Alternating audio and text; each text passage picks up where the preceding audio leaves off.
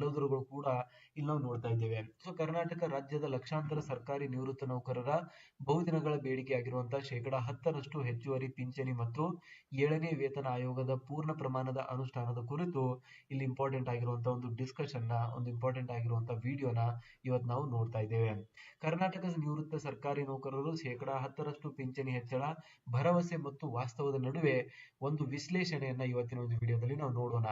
ಭರವಸೆ ಏನು ಕೊಡಲಾಗಿತ್ತು ಮತ್ತು ವಾಸ್ತವದಲ್ಲಿ ಯಾವ ರೀತಿಯಾದಂತಹ ಒಂದು ಅಪ್ಡೇಟ್ಗಳು ನಮಗೆ ಬರ್ತಾ ಇದೆ ಅದರ ಬಗ್ಗೆ ಇವತ್ತಿನ ಒಂದು ವಿಡಿಯೋದಲ್ಲಿ ನಾವು ಸಂಪೂರ್ಣವಾಗಿರುವಂತಹ ಚರ್ಚೆಯನ್ನ ಮಾಡೋಣ. ಸೊ ಹಾಗಾಗಿ ವಿಡಿಯೋನ ಕೊನೆವರೆಗೆ ನೋಡಿ ಮತ್ತು ದಯವಿಟ್ಟು ಯಾರು ಕೂಡ ಸ್ಕಿಪ್ ಮಾಡಬೇಡಿ, ಯಾಕಂದ್ರೆ ತುಂಬಾ ಇಂಪಾರ್ಟೆಂಟ್ ಆಗಿರುವಂತಹ ಮಾಹಿತಿಯನ್ನ ನಾವು ನಿಮ್ಮೊಂದಿಗೆ ಶೇರ್ ಮಾಡ್ತಾ ಇದ್ದೇವೆ. ಸೊ ಹಾಗಾಗಿ ಈ ಒಂದು ಮಾಹಿತಿಯನ್ನ ದಯವಿಟ್ಟು ಯಾರು ಕೂಡ ಸ್ಕಿಪ್ ಮಾಡಬೇಡಿ ಮತ್ತು ಚಾನೆಲ್ನ ಇನ್ನೂ ಸಬ್ಸ್ಕ್ರೈಬ್ ಆಗಿಲ್ಲ ಅಂದ್ರೆ ದಯವಿಟ್ಟು ಸಬ್ಸ್ಕ್ರೈಬ್ ಮಾಡ್ಕೊಳ್ಳಿ. ಸರ್ಕಾರಿ ನೌಕರರು ಮತ್ತು ಪಿಂಚಣಿದಾರರಿಗೆ ಉಪಯುಕ್ತವಾಗಿರುವಂತಹ ಮಾಹಿತಿಯನ್ನ ನಾವು ಡೇ ಟು ಡೇ ಕೊಡ್ತಾ ಇರ್ತೀವಿ. ಸೊ ಹಾಗಾಗಿ ಮಾಹಿತಿಯನ್ನ ಎಲ್ಲೂ ಕೂಡ ಸ್ಕಿಪ್ ಮಾಡದೆ ಈ ಒಂದು ಇನ್ಫಾರ್ಮೇಶನ್ ಅನ್ನ ಕಂಪ್ಲೀಟ್ ಆಗಿ ವಾಚ್ ಮಾಡಿ ಅಂತ ನಾವು ಹೇಳ್ತಾ ಇರುವಂತದ್ದು. ಸೊ ಬೇಸಿಕಲಿ ಫರ್ದರ್ ಡೀಟೇಲ್ಸ್ ಅನ್ನ ನಾವು ನೋಡ್ತಾ ಹೋದ್ರೆ ನೀವು ನೋಡ್ತಾ ಇರುವಂತದ್ದು ಫರ್ದರ್ ಡೀಟೇಲ್ಸ್ ಯಾವ ರೀತಿಯಾಗಿದೆ ಅಂತ. ಸೊ ನೆಕ್ಸ್ಟ್ ನೀವು ನೋಡ್ತಾ ಇದ್ದೀರಾ ಇಲ್ಲಿ ಕರ್ನಾಟಕ ರಾಜ್ಯದ ಆಡಳಿತ ಯಂತ್ರದ ಬೆನ್ನೆಲುಬಾಗಿರುವಂತಹ ದಶಕಗಳ ಕಾಲ ಸೇವೆ ಸಲ್ಲಿಸಿ ನಿವೃತ್ತರಾದ ಲಕ್ಷಾಂತರ ಹಿರಿಯ ನಾಗರಿಕರು ಇಂದು ತಮ್ಮ ಹಕ್ಕುಗಳಿಗಾಗಿ ಸರ್ಕಾರದ ಕಡೆಗೆ ಚಾತಕ ಪಕ್ಷಿಯಂತೆ ಕಾಯುತ್ತಿದ್ದಾರೆ. ಮುಖ್ಯಮಂತ್ರಿ ಸಿದ್ದರಾಮಯ್ಯ ಅವರ ನೇತೃತ್ವದ ಸರ್ಕಾರವು 7ನೇ ವೇತನ ಆಯೋಗದ ವರದಿಯನ್ನ ಜಾರಿಗೊಳಿಸುವುದಾಗಿ ಭರವಸೆ ನೀಡಿದ್ದರೂ ನಿವೃತ್ತ ನೌಕರರಿಗೆ ಸಂಬಂಧಿಸಿದ ಹಲವು ಪ್ರಮುಖ ಶಿಫಾರಸುಗಳು ಇನ್ನೂ ಕಡತಗಳಲ್ಲೇ ಉಳಿದುಕೊಂಡಿವೆ. ಇದರಲ್ಲಿ ಪ್ರಮುಖವಾದದ್ದು 70 ವರ್ಷ ದಾಟಿದ ನಿವೃತ್ತ ನೌಕರರಿಗೆ ನೀಡಬೇಕಾದ 10% ಹೆಚ್ಚುವರಿ ಪಿಂಚಣ. 7ನೇ ವೇತನ ಆಯೋಗದ ವರದಿಯಲ್ಲಿ ಆಲ್ರೆಡಿ ಇದನ್ನ ಇಂಪ್ಲಿಮೆಂಟ್ ಮಾಡುವಂತೆ ಆದೇಶವನ್ನ ಮಾಡಲಾಗಿತ್ತು. ಆ ಒಂದು ಕಡತವನ್ನ ಸರ್ಕಾರ ಮಂಜೂರು ಕೂಡ ಮಾಡಿತ್ತು. ಬಟ್ ಆದರೆ ಇನ್ನೂ ಕೂಡ ಇದು ಆ ಒಂದು ಕಡತಗಳಲ್ಲಿಯೇ ಉಳಿದಿದೆ ಹೊರತು ಸರ್ಕಾರಿ ನೌಕರರ ಒಂದು ಖಾತೆಗೆ ಈ ಒಂದು ಹಣ ಇನ್ನೂ ಕೂಡ ಬಂದಿರುವಂತದ್ದಿಲ್ಲ ಮತ್ತು ಅವರಿಗೆ ಇದರ ಒಂದು ಬೆನಿಫಿಟ್ ಇನ್ನೂ ಕೂಡ ಸಿಕ್ಕಿರುವುದಿಲ್ಲ. ಸೊ ಹಾಗಾಗಿ ಸರ್ಕಾರಿ ನೌಕರರು ಮತ್ತು ಪಿಂಚಣಿದಾರರು ಈ ಒಂದು ವಿಷಯಕ್ಕೆ ಸಂಬಂಧಿಸಿದಂತೆ ಸರ್ಕಾರದ ಕಡೆ ಚಾತಕ ಪಕ್ಷಿಯಂತೆ ವೇಟ್ ಮಾಡ್ತಾ ಇದ್ದಾರೆ. ಯಾವಾಗ ಇದನ್ನ ಇಂಪ್ಲಿಮೆಂಟ್ ಮಾಡಲಾಗುತ್ತೆ, ಯಾಕೆ ಇದರಲ್ಲಿ ಡಿಲೇ ಮಾಡಲಾಗ್ತಾ ಇದೆ. ಸೊ ಎಲ್ಲವನ್ನು ಕೂಡ ಇಂಪ್ಲಿಮೆಂಟ್ ಮಾಡಿದ್ದಾರೆ. ಬಟ್ ಆದರೆ ಈ ಒಂದು ವಿಷಯವನ್ನ ಮಾತ್ರ ಯಾಕೆ ಇಷ್ಟೊಂದು ಡಿಲೇ ಮಾಡಲಾಗ್ತಾ ಇದೆ, ಸರ್ಕಾರದ ಬಗ್ಗೆ ಇದಕ್ಕೆ ಸಂಬಂಧಿಸಿದಂತೆ ಸರ್ಕಾರಿ ನೌಕರರು ತುಂಬಾನೇ ಆಕ್ರೋಶವನ್ನ ವ್ಯಕ್ತಪಡಿಸ್ತಾ ಇರುವಂತದ್ದು ನಾವು ನೋಡ್ತಾ ಇದ್ದೇವೆ. ಸೋಷಿಯಲ್ ಮೀಡಿಯಾ ಆಗಿರ್ಲಿ, ಯೂಟ್ಯೂಬ್ ಆಗಿರ್ಲಿ ಮತ್ತು ಪ್ರಿಂಟ್ ಮೀಡಿಯಾ ಆಗಿರಲಿ ಎಲ್ಲ ಒಂದು ಪ್ಲಾಟ್ಫಾರ್ಮ್ಗಳಲ್ಲಿ ಕಂಟಿನ್ಯೂಸ್ ಆಗಿ ಸರ್ಕಾರ ಯಾಕೆ ಈ ಒಂದು ವಿಷಯಕ್ಕೆ ಸಂಬಂಧಿಸಿದಂತೆ ಇಷ್ಟು ಮೀನಮೇಷ ಎನಿಸ್ತಾ ಇದೆ ಅನ್ನೋದನ್ನ ಇಲ್ಲಿ ಕಂಟಿನ್ಯೂಸ್ ಆಗಿ ಹೇಳಲಾಗ್ತಾ ಇದೆ. ಸೊ ಇದಾದ್ಮೇಲೆ ನೆಕ್ಸ್ಟ್ ಅಂದ್ರೆ ಯಾವ ರೀತಿಯಾದಂತಹ ಡೀಟೇಲ್ಸ್ ಇದೆ ಅಂತ ನೋಡೋಣ.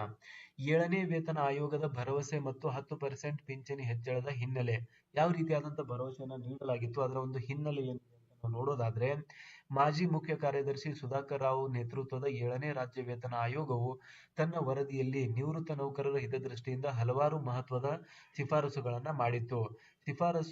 ಒಂದನೇ ಶಿಫಾರಸು ಅಂದ್ರೆ 70 ರಿಂದ 80 ವರ್ಷ ವಯಸ್ಸಿನ ಪಿಂಚಣಿದಾರರಿಗೆ ಮೂಲ ಪಿಂಚಣಿಯಲ್ಲಿ 10% ಹೆಚ್ಚುವರಿ ಮೊತ್ತವನ್ನ ನೀಡಬೇಕು. ಇದು ಮೊದಲನೇ ಒಂದು ಶಿಫಾರಸು ನಾವು ನೋಡೋದಾದ್ರೆ ಒಂದು ಪಿಂಚಣಿದಾರರಿಗೆ ಸಂಬಂಧಿಸಿದಂತೆ 70 ರಿಂದ 80 ವರ್ಷ ಏನ್ ಪಿಂಚಣಿದಾರರು ಇದ್ದಾರೆ, ವಯಸ್ಸಾಗಿರುವಂತಹ ಪಿಂಚಣಿದಾರರು ಇದ್ದಾರೆ, ಅವರಿಗೆ 10% ಹೆಚ್ಚುವರಿ ಮೊತ್ತವನ್ನ ನೀಡಬೇಕು ಅಂತ ಮೊಟ್ಟ ಮೊದಲನೇ ಒಂದು ಶಿಫಾರಸನ್ನ ಮಾಡಲಾಗಿತ್ತು. ಆಲ್ರೆಡಿ ಇದು 7ನೇ ವೇತನ ಆಯೋಗದ ಅಡಿಯಲ್ಲಿ ಮಾಡಲಾಗಿರುವಂತಹ ಶಿಫಾರಸು ಆಗಿದೆ. ಇದಾದ್ಮೇಲೆ ಉದ್ದೇಶ ವಯಸ್ಸಾದಂತೆ ಹೆಚ್ಚಾಗುವ ಒಂದು ವೈದ್ಯಕೀಯ ವೆಚ್ಚಗಳು ಮತ್ತು ಜೀವನೋಪಾಯದ ಅನಿಶ್ಚಿತತೆಯನ್ನ ಸರಿದೂಗಿಸಲು ಈ ಮೊತ್ತವು ಸಹಕಾರಿಯಾಗಲಿದೆ ಎಂಬುದು ಆಯೋಗದ ಒಂದು ಆಶಯವಾಗಿತ್ತು. ಏನೊಂದು ಕಮಿಟಿಯನ್ನ ರಚನೆ ಮಾಡಲಾಗಿತ್ತು. ಆ ಒಂದು ಕಮಿಟಿಯ ಉದ್ದೇಶ ಏನಾಗಿತ್ತು ಅಂದ್ರೆ ಯಾವಾಗ ವಯಸ್ಸು 70 ರಿಂದ 80 ವರ್ಷ ಆಗುತ್ತೆ ಅಂತ ಒಂದು ಟೈಮಲ್ಲಿ ವೈದ್ಯಕೀಯ ವೆಚ್ಚಗಳಾಗಿರ್ಬೋದು, ಇನ್ನಿತರ ವೆಚ್ಚಗಳಾಗಿರ್ಬೋದು ಎಲ್ಲವೂ ಕೂಡ ಜಾಸ್ತಿ ಆಗ್ತಾ ಹೋಗುತ್ತೆ.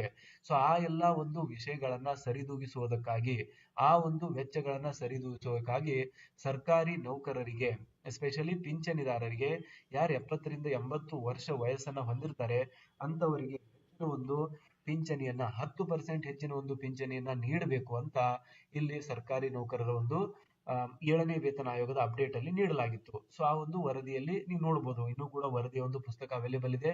ಅದನ್ನ ನಾವು ಆಲ್ರೆಡಿ ಪ್ರೀವಿಯಸ್ ಆಗಿರುವಂತಹ ವಿಡಿಯೋಸ್ ಗಳಲ್ಲಿ ಕೂಡ ಹಲವಾರು ಬಾರಿ ನಿಮ್ಮ ಜೊತೆ ಶೇರ್ ಮಾಡಿದ್ದೇವೆ. ಯಾವ ರೀತಿಯಾದಂತಹ ಶಿಫಾರಸುಗಳು ಪ್ರೆಸೆಂಟ್ ಆಗಿ ಕೆಲಸ ಮಾಡುತ್ತಿರುವಂತಹ ಸರ್ಕಾರಿ ನೌಕರರಿಗಿದೆ, ಮತ್ತೆ ಯಾವ ರೀತಿಯಾದಂತಹ ಶಿಫಾರಸುಗಳು ನಿವೃತ್ತ ನೌಕರರಿಗಿದೆ, ಅದೇ ರೀತಿಯಾಗಿ ಪಿಂಚಣಿದಾರರಿಗೆ ಯಾವ ರೀತಿಯಾದಂತಹ ಒಂದು ಶಿಫಾರಸುಗಳಿದೆ, ಎಲ್ಲವನ್ನು ಕೂಡ ನಾವು ಪ್ರೀವಿಯಸ್ ಆಗಿರುವಂತಹ ಒಂದು ವಿಡಿಯೋಗಳಲ್ಲಿ ಡಿಸ್ಕಸ್ ಮಾಡಿದ್ದೇವೆ. ನೀವು ಕೂಡ ನಮ್ಮ ಜೊತೆ ಮೊದಲಿಂದಲೂ ಕೂಡ ಆ ಒಂದು ಡಿಸ್ಕಷನ್ ನಲ್ಲಿ ಪಾಲ್ಗೊಂಡಿದ್ದೀರಾ. ಸೊ ಹಾಗಾಗಿ ನೆಕ್ಸ್ಟ್ ನಾವು ನೋಡಿದ್ರೆ ಇನ್ನಿತರ ಯಾವ ರೀತಿಯಾದಂತಹ ಅಪ್ಡೇಟ್ ಇದೆ ಅಂದ್ರೆ ಫ್ಯಾಮಿಲಿ ಪೆನ್ಷನರ್ಸ್ಗೆ, ಗ್ರೂಪ್ ಎ ನೌಕರರಿಗೆ, ಗ್ರೂಪ್ ಬಿ ನೌಕರರಿಗೆ, ಗ್ರೂಪ್ ಸಿ ನೌಕರರಿಗೆ ಮತ್ತು ಗ್ರೂಪ್ ಡಿ ನೌಕರರಿಗೆ ಯಾವ ರೀತಿಯಾದಂತಹ ಅಪ್ಡೇಟ್ಸ್ ಗಳಿದೆ ಅಂತ ನಾವು ನೋಡೋದಾದ್ರೆ, ಜಾರಿಯಲ್ಲಿನ ವಿಳಂಬಕ್ಕೆ ಮುಖ್ಯವಾಗಿ ಕಾರಣ ಏನಿದೆ ಅಂತ ನಾವು ಡಿಸ್ಕಸ್ ಮಾಡಬೇಕಾಗುತ್ತೆ. ಏನಕ್ಕಂದ್ರೆ ಜಾರಿ ಆಗಿಲ್ಲ ಅನ್ನೋದು ಒಂದು ವಿಷಯವಾದ್ರೆ, ಜಾರಿ ಯಾಕೆ ಆಗ್ತಾ ಇಲ್ಲ, ಇದರಲ್ಲಿರುವಂತಹ ಅಡೆತಡೆಗಳೇನಿದೆ, ಸರ್ಕಾರ ಯಾಕೆ ಇದರಲ್ಲಿ ವಿಳಂಬ ಮಾಡ್ತಾ ಇದೆ, ಇದರಲ್ಲಿ ಯಾವ ರೀತಿಯಾದಂತಹ ಟೆಕ್ನಿಕಾಲಿಟೀಸ್ಗಳು ಪ್ರಾಬ್ಲಮ್ಸ್ ಗಳು ಬರ್ತಾ ಇದೆ, ಈ ಒಂದು ವಿಷಯಕ್ಕೆ ಸಂಬಂಧಿಸಿದಂತೆ ನಾವು ಚರ್ಚೆಯನ್ನ ಮಾಡೋದಾದ್ರೆ ಹೇಳ್ತಾ ಹೋಗ್ತಾರೆ. ಮುಖ್ಯಮಂತ್ರಿ ಸಿದ್ದರಾಮಯ್ಯ ಅವರು ಆರ್ಥಿಕ ಶಿಸ್ತಿನ ಬಗ್ಗೆ ಪದೇ ಪದೇ ಪ್ರಸ್ತಾಪಿಸುತ್ತಿದ್ದು, ರಾಜ್ಯದ ಬೊಕ್ಕಸದ ಮೇಲೆ ಬೀಳುವ ಆರ್ಥಿಕ ಹೊರೆಯನ್ನ ಕಾರಣವಾಗಿ ನೀಡುತ್ತಿದ್ದಾರೆ. ಸೊ ನೋಡಿ, ಸಿಎಂ ಸಿದ್ದರಾಮಯ್ಯನವರು ಎಲ್ಲ ಒಂದು ಯೋಜನೆಗಳನ್ನ ಇಂಪ್ಲಿಮೆಂಟ್ ಮಾಡಿದ್ದಾರೆ, 5 ಗ್ಯಾರಂಟೀಸ್ ಗಳನ್ನ ಇಂಪ್ಲಿಮೆಂಟ್ ಮಾಡಿದ್ದಾರೆ. ಅದೆಲ್ಲವೂ ಕೂಡ ಒಳ್ಳೆಯ ಒಂದು ವಿಷಯ, ಕರ್ನಾಟಕ ರಾಜ್ಯದ ಜನರಿಗೆ ಅದರಿಂದ ಲಾಭ ಆಗ್ತಾ ಇದೆ. ಬಟ್ ಪಿಂಚಣಿದಾರರಿಗೆ ನೀಡುವಂತಹ ಒಂದು ವಿಷಯಕ್ಕೆ ಸಂಬಂಧಿಸಿದಂತೆ ಇವರು ಆರ್ಥಿಕ ಹೊರೆ ಆಗಲಿದೆ ರಾಜ್ಯ ಸರ್ಕಾರಕ್ಕೆ ಅಂತ ಒಂದು ವಿಷಯವನ್ನ ಇಲ್ಲಿ ಹೇಳ್ತಾ ಇದ್ದಾರೆ. ಬಟ್ ಅದು ಅಷ್ಟು ಸಮಂಜಸವಾಗುವುದಿಲ್ಲ. ಏನಕ್ಕಂದ್ರೆ 70 ವರ್ಷ ದಾಟಿರುವಂತಹ ಪಿಂಚಣಿದಾರರಿಗೆ ಹೆಚ್ಚಿನ ಪಿಂಚಣಿ ನೀಡಬೇಕು ಅಂತ ಹೇಳಿರುವಂತದ್ದು ಕೂಡ ಸರ್ಕಾರ ರಚಿಸಿರುವಂತಹ ಒಂದು ಕಮಿಟಿ. ಸೊ ಹಾಗಾದ್ರೆ ಸರ್ಕಾರ ರಚಿಸಿರುವಂತಹ ಒಂದು ಕಮಿಟಿನೇ ಯಾಕೆ ಈ ರೀತಿಯಾದಂತಹ ಒಂದು ರೀಸನ್ ಅನ್ನ ನೀಡ್ತಾ ಇದೆ, ಯಾಕೆ ಸಿದ್ದರಾಮಯ್ಯನವರು ಈ ರೀತಿಯಾದಂತಹ ರೀಸನ್ ನೀಡ್ತಾ ಇದ್ದಾರೆ ಆರ್ಥಿಕ ಹೊರೆಯದಂತ ಇಲ್ಲಿ ನಾವು ಪ್ರಶ್ನೆಯನ್ನ ಮಾಡಬಹುದಾಗಿದೆ. ಏನಕ್ಕಂದ್ರೆ ಸರ್ಕಾರ ಎಲ್ಲ ಕಡೆಯಿಂದಲೂ ಕೂಡ ಟ್ಯಾಕ್ಸ್ ಅನ್ನ ವಸೂಲಿ ಮಾಡುತ್ತೆ. ರಾಜ್ಯದಲ್ಲಿ ನಂಬರ್ 1 ಪೊಸಿಷನ್ ಅಲ್ಲಿ ಇರುವಂತದ್ದು ದೇಶದಲ್ಲಿ ಟ್ಯಾಕ್ಸ್ ವಸೂಲಿಯಲ್ಲಿ, GST ಕಲೆಕ್ಷನ್ ಅಲ್ಲಿ ಆಗಿರುವಂತದ್ದು. ಸೊ ಅತಿ ದೊಡ್ಡ 3ನೇ ಆರ್ಥಿಕತೆ ಆಗಿರುವಂತಹ ಕರ್ನಾಟಕ ರಾಜ್ಯದಲ್ಲಿ ಸುದೀರ್ಘವಾಗಿ 40-30 ವರ್ಷ ಸೇವೆ ಸಲ್ಲಿಸಿರುವಂತಹ ನಮ್ಮ ಒಂದು ರಾಜ್ಯ ಸರ್ಕಾರಿ ನೌಕರರಿಗೆ ಪಿಂಚಣಿಯಲ್ಲಿ ಹೆಚ್ಚಳ ಮಾಡೋದಕ್ಕೆ ಹಣ ಇಲ್ಲ ಅಂತಂದ್ರೆ ಇದು ಯಾವುದೇ ರೀತಿಯಾದಂತಹ ಕಾರಣ ಆಗೋದಿಲ್ಲ. ಇದು ಜಸ್ಟ್ ಇಂಪ್ಲಿಮೆಂಟ್ ಮಾಡದೇ ಇರೋದಕ್ಕೆ ಒಂದು ರೀಸನ್ ಕೊಟ್ಟಂಗ ಆಗುತ್ತೆ. ಬಟ್ ಇದು ಯಾವುದೇ ರೀತಿಯಾದಂತಹ ಸಮಂಜಸವಾಗಿರುವಂತಹ ಉತ್ತರ ಅಥವಾ ಸಮಂಜಸವಾಗಿರುವಂತಹ ಒಂದು ಹೇಳಿಕೆ ಆಗೋದಿಲ್ಲ. ಸೊ ಫರ್ದರ್ ನೀವು ನೋಡ್ತಾ ಇದ್ದೀರಾ, ಗ್ಯಾರಂಟಿ ಯೋಜನೆಗಳಿಂದಲೂ ಕೂಡ ಹೊರೆಯಾಗಿದೆ. ಸೊ 5 ಗ್ಯಾರಂಟೀಸ್ ಗಳನ್ನ ಇಂಪ್ಲಿಮೆಂಟ್ ಮಾಡಿದ್ದಾರೆ, ಅದರಲ್ಲಿ ತುಂಬಾನೇ ಹಣವನ್ನ ಕೂಡ ಇಲ್ಲಿ ಖರ್ಚು ಮಾಡಲಾಗ್ತಾ ಇದೆ. ಆ ಒಂದು ಗ್ಯಾರಂಟಿ ಯೋಜನೆಗಳಿಂದಲೂ ಕೂಡ ರಾಜ್ಯದಲ್ಲಿ ಹೊರೆ ಆಗ್ತಾ ಇರುವಂತದ್ದು. ರಾಜ್ಯ ಸರ್ಕಾರದ ಪಂಚ ಗ್ಯಾರಂಟಿ ಯೋಜನೆಗಳಿಗೆ ವಾರ್ಷಿಕ ಸುಮಾರು 60,000 ಕೋಟಿ ರೂಪಾಯಿಗಳಿಗೂ ಹೆಚ್ಚು ಹಣ ಬೇಕಾಗಿದೆ. ಇದರಿಂದಾಗಿ ವೇತನ ಆಯೋಗದ ಎಲ್ಲಾ ಶಿಫಾರಸುಗಳನ್ನ ಒಟ್ಟಿಗೆ ಜಾರಿಗೊಳಿಸಲು ಸರ್ಕಾರ ಮೀನಮೇಷ ಅಂತ ಹೇಳಲಾಗ್ತಾ ಇದೆ. ನೋಡಿ, 7ನೇ ವೇತನ ಆಯೋಗ ನೀಡಿರುವಂತಹ ಶಿಫಾರಸುಗಳಲ್ಲಿ ಕೆಲವೊಂದಿಷ್ಟನ್ನ ಇಂಪ್ಲಿಮೆಂಟ್ ಮಾಡಿದ್ದಾರೆ, ಕೆಲವೊಂದಿಷ್ಟನ್ನ ಪೆಂಡಿಂಗ್ ಉಳಿಸಿದ್ದಾರೆ. ಅದರಲ್ಲಿಯೂ ಪಿಂಚಣಿದಾರರ ವಿಷಯಕ್ಕೆ ಸಂಬಂಧಿಸಿದಂತೆ ಇದನ್ನ ಮೀನಮೇಷ ಎನಿಸ್ತಾ ಇರುವಂತದ್ದು ಇಲ್ಲಿ ನಾವು ನೋಡ್ತಾ ಇದ್ದೀರಾ. ಇನ್ನೂ ಕೂಡ ಅದನ್ನ ಇಂಪ್ಲಿಮೆಂಟ್ ಮಾಡದೇ ಇರುವಂತದ್ದು ನಿಜಕ್ಕೂ ಕೂಡ ಕ್ಲಿಷ್ಟಕರ ವಿಷಯವಾಗಿದೆ. ಇದಾದ್ಮೇಲೆ ಆರ್ಥಿಕ ಇಲಾಖೆಯ ತಾಂತ್ರಿಕತೆಯೂ ಕೂಡ ಒಂದು ರೀಸನ್ ಇದೆ ಅಂತ ಹೇಳ್ತಿದ್ದಾರೆ. ಸೊ ಹಾಗಾದ್ರೆ ಆರ್ಥಿಕ ಇಲಾಖೆಯ ತಾಂತ್ರಿಕತೆಯಲ್ಲಿ ಯಾವ ರೀತಿಯಾದಂತಹ ವಿಷಯ ಇದೆ, ಅಲ್ಲಿ ಯಾವ ರೀತಿಯಾದಂತಹ ಪ್ರಾಬ್ಲಮ್ಸ್ ಗಳಿದೆ ಅಂತ ನೋಡೋದಾದ್ರೆ, ವೇತನ ಪರಿಷ್ಕರಣೆಯಿಂದ ಈಗಾಗಲೇ ಸರ್ಕಾರದ ಮೇಲೆ ವಾರ್ಷಿಕ 20,208 ಕೋಟಿ ರೂಪಾಯಿಗಳಷ್ಟು ಹೆಚ್ಚುವರಿ ಹೊರೆ ಬಿದ್ದಿದೆ. ಈ ನಡುವೆ ಹೆಚ್ಚುವರಿ ಪಿಂಚಣಿ ನೀಡಲು ಹಣಕಾಸಿನ ಸಂಪನ್ಮೂಲಗಳ ಕ್ರೋಢೀಕರಣ ಸವಾಲಿದೆ ಎಂದು ಸರ್ಕಾರ ಹೇಳುತ್ತಿದೆ. ಸೊ ಏನು, ಈ ಆಲ್ರೆಡಿ 7ನೇ ವೇತನ ಆಯೋಗನ ಇಂಪ್ಲಿಮೆಂಟ್ ಮಾಡಿದ್ದಾರೆ. ಇದರಿಂದ ಸರ್ಕಾರಕ್ಕೆ ಒಂದು ವರ್ಷಕ್ಕೆ ಬರೋಬ್ಬರಿ 20,000 ಕೋಟಿ ರೂಪಾಯಿಯಷ್ಟು ಹೆಚ್ಚುವರಿ ಹೊರೆ ಆಲ್ರೆಡಿ ಬೀಳ್ತಾ ಇದೆ ಅಂತ ಹೇಳ್ತಿದ್ದಾರೆ. ಸೊ ಈ ಒಂದು ಹೊರೆಯಿಂದಾಗಿ ರಾಜ್ಯದಲ್ಲಿ ಸರ್ಕಾರಿ ನೌಕರರಿಗೆ ಏನು ಹೆಚ್ಚುವರಿ ಪಿಂಚಣಿಯನ್ನ ನೀಡಬೇಕಾಗಿರುವಂತಿದೆ, ಆ ಒಂದು ಇಂಪ್ಲಿಮೆಂಟೇಷನ್ ನಲ್ಲಿ ಆರ್ಥಿಕ ಇಲಾಖೆಯ ಕಡೆಯಿಂದ ದೋಷ ಆಗ್ತಾ ಇದೆ ಅಂತ ಹೇಳ್ಬೋದು. ಆರ್ಥಿಕ ಇಲಾಖೆಯ ಕಡೆಯಿಂದ ಕ್ಲಿಯರೆನ್ಸ್ ಸಿಗ್ತಾ ಇಲ್ಲ ಅಂತಾನೆ ಹೇಳ್ಬೋದಾಗಿದೆ. ಸೊ ಆರ್ಥಿಕ ಇಲಾಖೆ ಏನ್ ಕ್ಲಿಯರೆನ್ಸ್ ಕೊಡಬೇಕಾಗಿತ್ತು, ಆ ಒಂದು ಕ್ಲಿಯರೆನ್ಸ್ ನೀಡದೇ ಇರೋದ್ರಿಂದ ಇಲ್ಲಿ ಡಿಲೇಸ್ ಗಳು ಆಗ್ತಾ ಇದೆ ಅಂತ ಕೂಡ ಇಲ್ಲಿ ಹೇಳಲಾಗ್ತಾ ಇದೆ. ಸೊ ಅದ್ರ ಜೊತೆಗೇನೆ ನಾವು ನೆಕ್ಸ್ಟ್ ನೋಡ್ತಾ ಹೋದ್ರೆ, CS ಷಡಕ್ಷರಿ ಅವರ ಹೋರಾಟ ಮತ್ತು ರಾಜ್ಯ ಸರ್ಕಾರಿ ನೌಕರರ ಸಂಘದ ಪಾತ್ರ.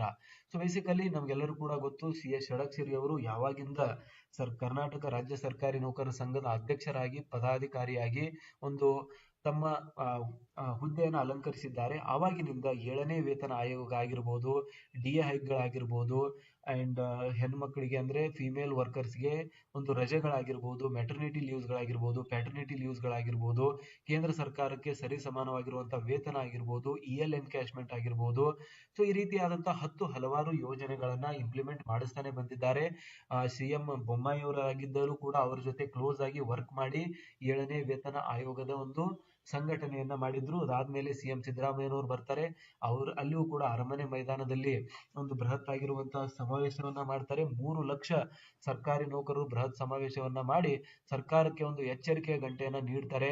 ನೀವು 7ನೇ ವೇತನ ಆಯೋಗವನ್ನ ತಕ್ಷಣದಿಂದ ಜಾರಿ ಮಾಡದೆ ಹೋದ್ರೆ ಕರ್ನಾಟಕವನ್ನ ಬಂದ್ ಮಾಡಿ ನಾವು ಹೋರಾಟವನ್ನ ಮಾಡಬೇಕಾಗುತ್ತೆ. ಅದಾದ ಮೇಲೂ ಕೂಡ ನೀವು ಒಪ್ಪದೇ ಇದ್ದರೆ ಕರ್ನಾಟಕದಲ್ಲಿ ಪೆನ್ ಡೌನ್ ಚಳವಳಿಯನ್ನ ನಾವು ಇಂಪ್ಲಿಮೆಂಟ್ ಮಾಡಿ ಯಾವುದೇ ಸರ್ಕಾರಿ ನೌಕರರು ತಮ್ಮ ಒಂದು ಕರ್ತವ್ಯಕ್ಕೆ ಹಾಜರಾಗದೇ ಇರುವಂತಹ ಒಂದು ಘೋಷಣೆಯನ್ನ ಕೂಡ ಮಾಡ್ತಾರೆ. ಅಂಡ್ ಈ ಎಲ್ಲ ಒಂದು ವಿಷಯಗಳನ್ನ ಗಮನದಲ್ಲಿಟ್ಟುಕೊಂಡು ಸರ್ಕಾರವು ಕೂಡ ಈ ಒಂದು ಸರ್ಕಾರಿ ನೌಕರರ ಸಂಘದ ಬೃಹತ್ ಪವರ್